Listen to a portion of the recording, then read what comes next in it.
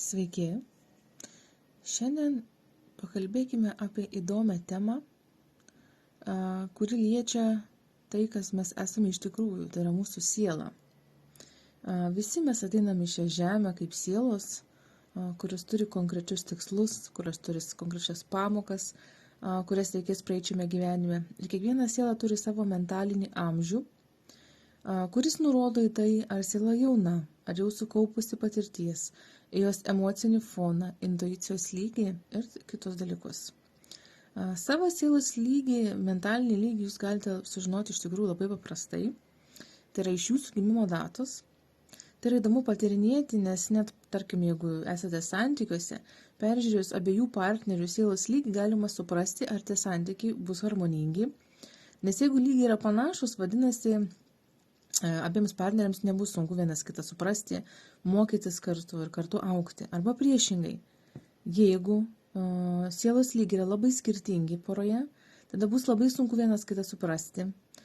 Vienas, tarkim, gali būti labai dvasingas, o kita siela gali būti labai jauna, kuriai dar daug ko reikės mokytis. Todėl tokiuose santykiuose iš tikrųjų bus sunku rasti darną, kompromisus ir vienas kitą suvokti, nes skirsis suvokimas, gebėjimas mylėti, nors augti, požiūris į dvasingumą ir visi kiti dalykai. Tad savo arba kitų žmonių sielos lygį galite nustatyti sudėję savo gimimo datos skaičius. Kaip ir matote čia, aš pateikiau pavyzdį. Tarkim, turime gimimo datą, tai yra 1990, gegužės 10 diena. Tai pirmas žingsnis, mes sudedame visus skaitmenis po vieną. Ir pagal šitą variantą, tarkim, mes gauname 25. Tai antras žingsnis yra gauta dviženklį skaičių, mes sudedame dar kartą, iki tol, kol gauname vienaženklį skaičių nuo 0 iki 9. Tai va šiuo atveju būtų skaičiukas 7, sudėjus dviženklį skaičių, tai reiškia, kad to žmogaus sielos lygis yra būtent 7.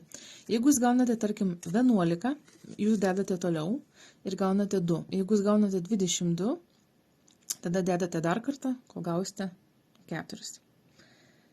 Tai va, tai galite pasibandyti tokį dalyką, sužinoti savo artimų žmonių, savo mylimųjų, savo vaikų, tėvų, draugų, pažįstamų sielos lygį, sudėkite tik tai skaitmenis ir sužinosite, ar labai darnus yra jūsų santykiai, ar jūsų sielos su antra puse yra pakankamai panašiame augimo ir vystymosi intuicijos lygyje, o galbūt yra labai didelis skirtumas.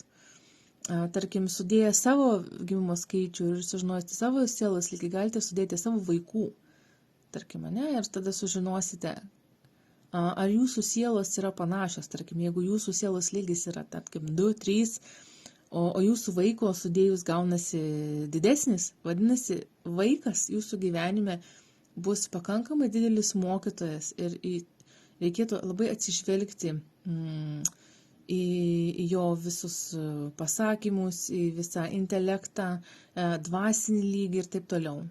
Taip kad nors jūs esate tėvai, tačiau jeigu jūsų vaiko sielos lygis yra aukštesnėme lygyje negu jūsų, vadinasi, jūsų vaikas bus labai stiprus jūsų mokytojas, lygiai tas pats ir santykiuose. Jeigu jūsų lygis ten, tarkim, yra 1, 2, o jūsų partnerio 6, 7, 8 ir netgi 9, vadinasi, jūs turite iš savo partnerio labai daug ko išmokti. Arba atvirkščiai, galbūt jūs esate 7, 8, 9 lygių jūsų partneris, ar 1, 2, 3 ar taip toliau. Vadinasi, jūs būsite tas santykiuose, kuris duos pamokas. Tai iš tikrųjų labai įdomus dalykas. Todėl, jeigu kažką domina, sudėkite savo gimimo datos skaičius arba savo artimųjų ir man komentaruose parašykite, kokį sielos lygį jūs gaunate. Galite rašyti komentaruose, galite rašyti man asmeninę žinutę. Ir aš jums pateiksiu atsakymus, iššifravimą, ką būtent kiekvienas sielos lygis reiškia, ką jūs atsinešite su savo sielos lygiu į šį gyvenimą. Todėl lauksiu jūsų komentarų, pasinagrinėkime savo sielos lygius kartu. Tai visada yra labai įdomu tobulėti, augti ir sužinoti apie save daugiau. O kol kas, iki kitų susitikimų. Ate.